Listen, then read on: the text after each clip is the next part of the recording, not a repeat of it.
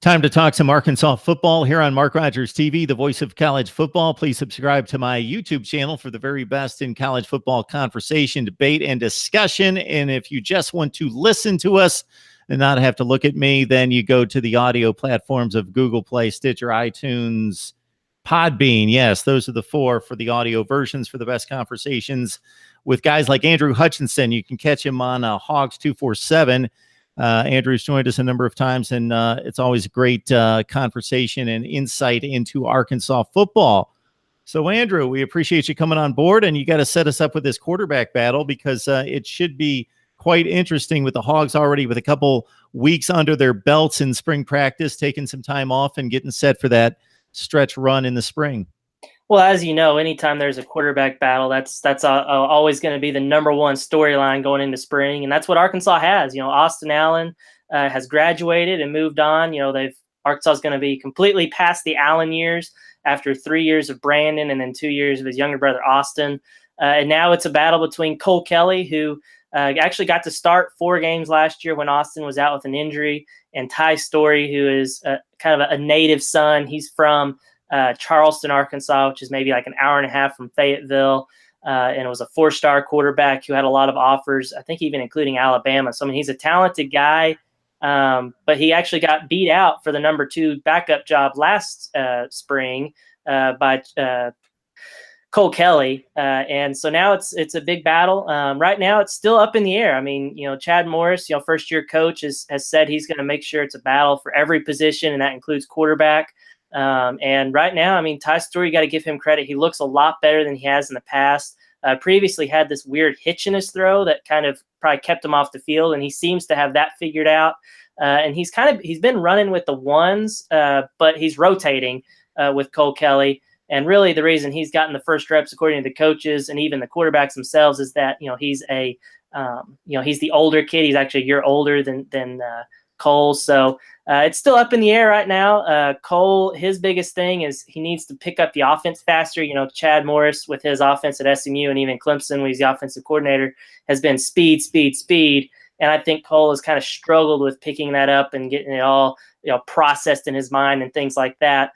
Ty picks it up a little bit quicker, and that's kind of, I think, why he has a slight edge right now, but they're still 1A and 1B at this point. All right, slight edge. You answered my question. When I heard up in the air, I was thinking, is this thing 50-50? So we'll go 55-45. I would honestly maybe say even like 51-49, 52-48. That's honestly just my opinion, because the coaches have really said, there's still both quarterbacks have things they got to work on and figure out ahead of, the April 7th spring game, and even it could even go into fall camp. We're talking Hogs with Andrew Hutchinson. You can catch him on Hogs 247 talking Arkansas football. And of course, on the defensive side of the football, anytime you have a change in scheme, it creates different opportunities for different players, because obviously in this situation, going from a 4-3 to a 3-4 eliminates some defensive line positions, but gives more to the linebackers or DNs. There's such a hybrid situation amongst most teams now, the way football is played in space versus what it used to be there. So what do we know right now, and what has yet to be determined there? So it's actually the opposite. They're going from a my bad. Yeah, it's a 3-4 to a 4-3. It's okay. It's kind of hard to keep up because they actually had a 4-3 2 years ago. They tried to switch to a 3-4 to fix their defensive woes under Paul Rhodes last year. Didn't really work out. They put together, statistically the worst defense in school history. So now this year they go back to the 4-3. I think it suits their personnel better. They don't have necessarily enough linebackers to have 4 linebackers on the field at the same time. And also, I think it better suits their defensive ends. They've got a couple of guys that are really good pass rushers, and Randy Ramsey, who has looked really good the last several years in practice and spring practice and fall camp and everything, but it's never really translated into games. He's gotten some playing time, but I think this really suits him well. And then also a guy named Jamario Bell. He was a 4-star defensive end coming out of Junction City, Arkansas. That's like the very southern border, almost to Louisiana and Arkansas. And he came up here as a really highly touted guy. from a small school. He started out defensive end, moved to tight ends, moved to outside linebacker in the 3-4. Now he's back to defensive end, and we actually got to watch a scrimmage a couple of Saturdays ago for the Razorbacks, and he was all over the field. He had a sack, a strip sack, was constantly in the quarterback's face, and looked really well, as part of John Chavis's, pressure defense. So I think it's really opened up some pressure opportunities for those guys that, it utilizes their skill set better than what has been used in the past. All right, talking Arkansas football, we've got Andrew Hutchinson on the line from Hogs 247. You got to join him right there for the very best in Arkansas sports coverage. Football, of course, is what we talk about here. So Chad Morris comes in. So I got a two-part question for you. You got Chad Morris, and of course, it's difficult to get a whole lot of news from the spring sessions, but just based on what you've heard, what you've seen come out of his mouth, maybe some changes he's made, what are the changes in philosophy, approach, style, Chad Morris versus Brett Bielema? Anything there? It's like night and day, honestly. Okay. They are, the main philosophy with Chad Morris, and he talked about this at his introductory press conference, was speed, speed, speed, and more speed. And that one of his favorite sayings is, if you don't have it, you're chasing it. So they are really trying to go fast, fast, fast. Trying to keep up with that scrimmage that I mentioned that we actually got to see. Usually the media, we try to chart, the stats and how the quarterbacks do and the running backs and stuff like that and tackles. It was incredibly difficult to do it just because they were going so incredibly fast. There was no huddling in between plays or anything like that. It was all go, go, go, which is a complete contrast to Brett Bielema, who brought that more traditional under center, methodical type of offense. So that's completely different. And so just getting that philosophy in there was a couple of times I got a kick out of it, where Chad Morris, they would switch, where they brought in the second team for the first team or something like that. And they jogged out there, which I thought was normal. And Chad Morris yelled at him, was like, get back to the sideline, come out here like you mean it. And so he really wants them running from drill to drill, and just from play to play and everything like that. It's all speed, speed, speed. And I think the players have, if you talk to anyone that's on the Arkansas team, they would tell you the exact same thing is, he likes to go fast. So, Andrew, this is almost an extension of what you just answered in regards to difference in the head coach. And then you get to the coaching staff. And just for the players, there's an interesting transition that they have to make, because it's not just a different scheme, but it's a different voice at their own positional unit. Coach wants and expects different things out of them than what they're used to.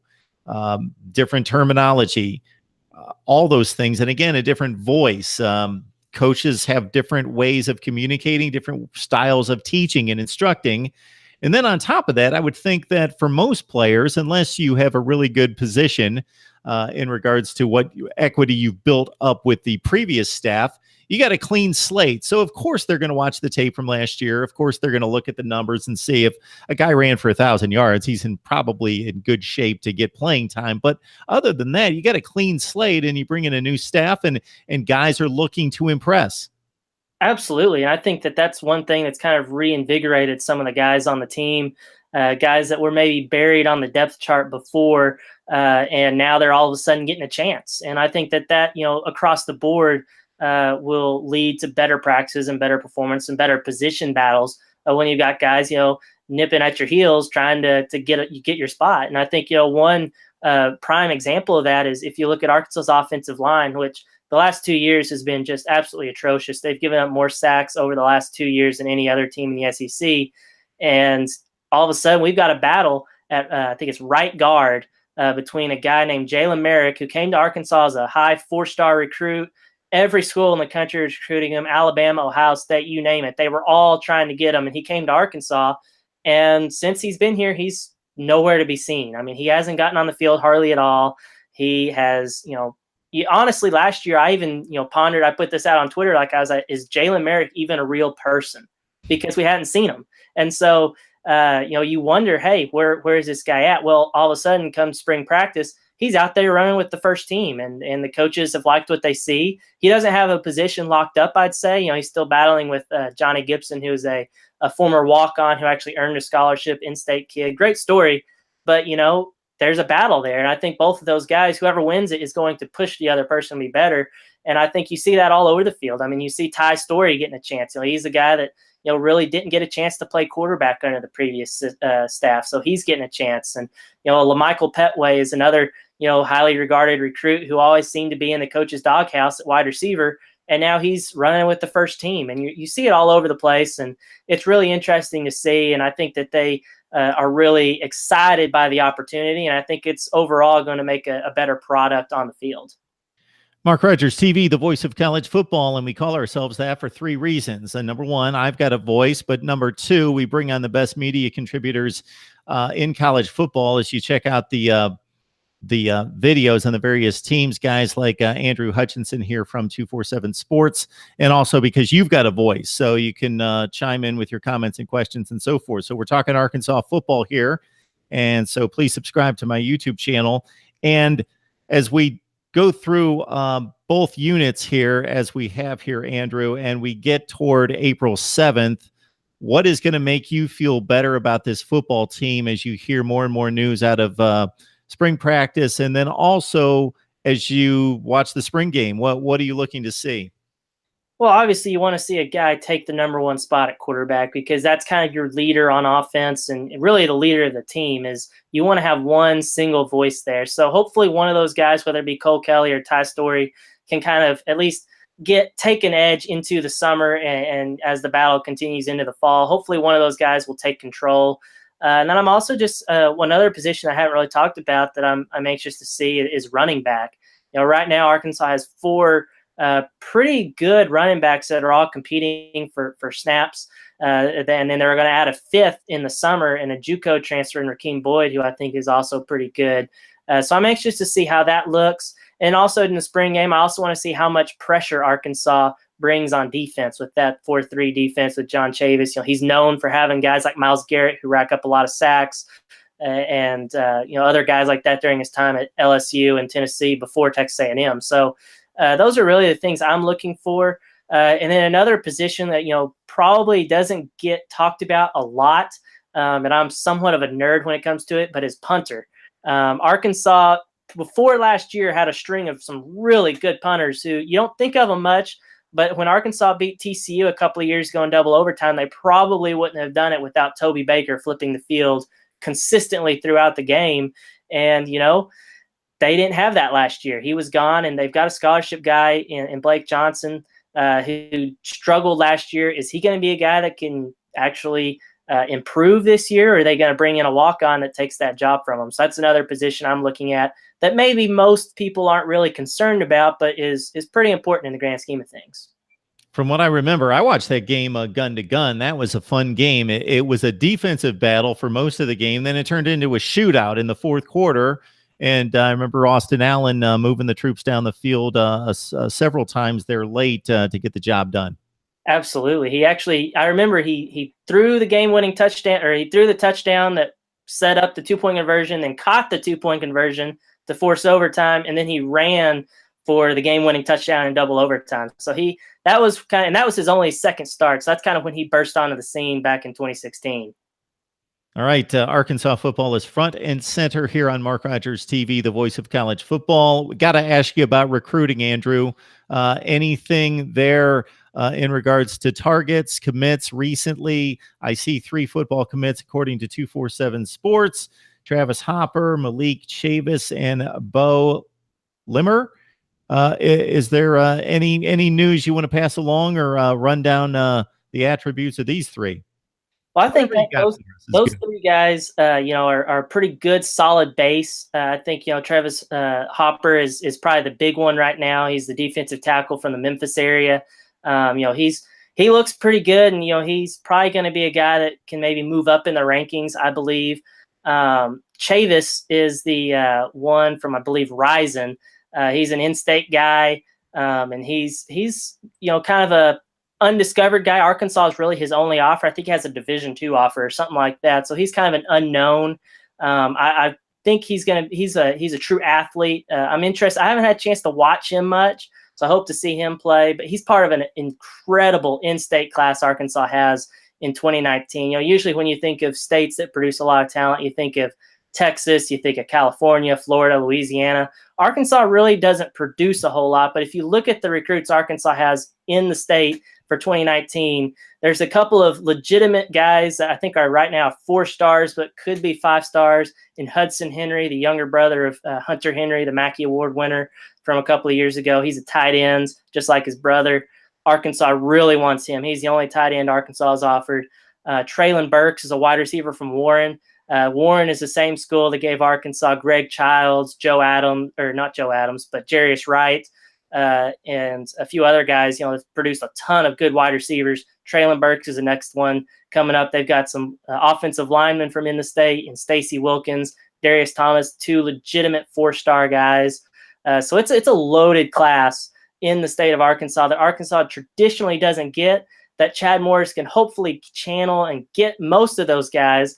And, that would set the groundwork for a really good, maybe potentially a top 20 class for Arkansas, which really rarely happens. I think it's only happened once before in the recruiting rankings era. So that would be huge if they can tap into the in-state talent and get those guys up to Fayetteville. All right, Arkansas fans, this is what we've got for you. And if you just love college football and you're checking out the Arkansas video here, this is for you as well. So we talked about this before we started to record, Andrew and I, just in the coming months when we get some time, best win of all time for your program. So whether it's Arkansas or somebody else, just be thinking best win. Or if you're like a geek like me and you got to make a top 10 list, do it. Whatever it is, best win, whether that's all time, if you want to go back into the 20s and 30s, whatever you want to do, or if you want to just stay in the present and maybe since you've been a fan the last 10, 20, 30 years, whatever. Most excruciating loss. And again, if you want to go top 3 or 5, whatever it is, just that gut-wrenching loss that still stings. And then if you look at the players all time, who's your favorite?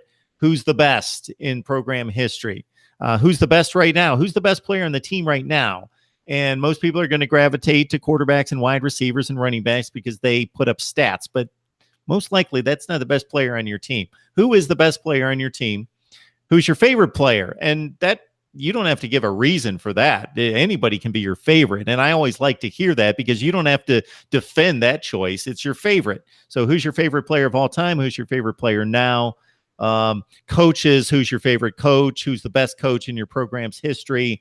And then what would you change about college football on the fronts for your team, for your program? What would you change what's going on right now? What would you change in your conference in the SEC? And then what would you change if you were Mr. College Football or Miss College Football Commissioner? What would you change about college football? I think those are fun questions and topics. So, Andrew, we'll tackle those at some point. But maybe you can give us a little tease. Well, I'll just go ahead and take the best win. You've got to go back, I think, to the 1964 season when Arkansas went undefeated, won a national championship in some services. They beat Texas that year. And beating Texas back in the day, that was probably in the 60s, that was probably the rivalry in college football. You think of Michigan, Ohio State, you think of Auburn, Alabama, that was the rivalry. And Arkansas managed to come away with that victory. I've actually talked to a couple of members of the 1964 team, and they actually told me that when they flew back, because I believe that game was in Austin, when they flew back home after that game, there were so many people. They were worried they weren't going to be able to land at the airport because there were so many people there waiting to cheer on them, to welcome them back home. So I think that was a huge victory, and it helped them win their only national championship. So that's kind of what I would think. Obviously, I'll be able to give you probably a top 10 list because I'm a nerd just like you, and I can give you a lot more. I could probably give you the best 10 from each decade, but that game probably comes to memory right off the top of my head. All right. Good stuff from Andrew Hutchinson. Please join him on Hogs 247 Sports. Of course, 247 Sports is the standard. So please check him out right there. Andrew, we appreciate you stopping by, getting us set up with spring practice. Yeah, appreciate you having me on.